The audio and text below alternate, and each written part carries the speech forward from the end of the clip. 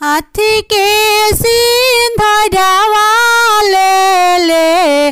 पति मोरे खाड़े हो खोल धनी प्रेम घूंघटवा सिंदूर हम डाली लाल खोल धनी प्रेम घूंघटवा सिंदूर हम डाली लाल कैसे में खोली पति जी प्रेम घूंघटवा लाल अंगने बैठल बालन पापा जी हमारे लाल अंगने बैठल बालन चाचा जी हमारे लाल अंगने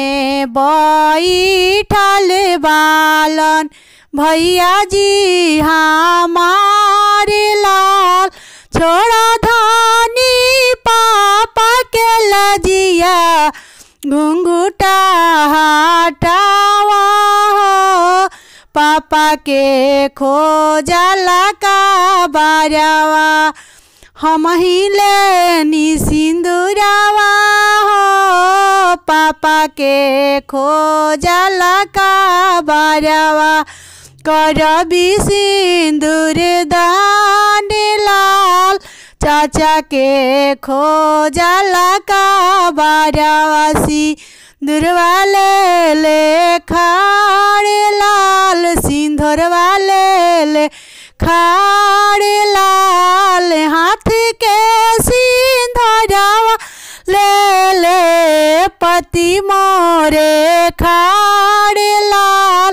खोल धनी प्रेम घूंघटवा करी सिंदूर दान लाल खोल धनी प्रेम।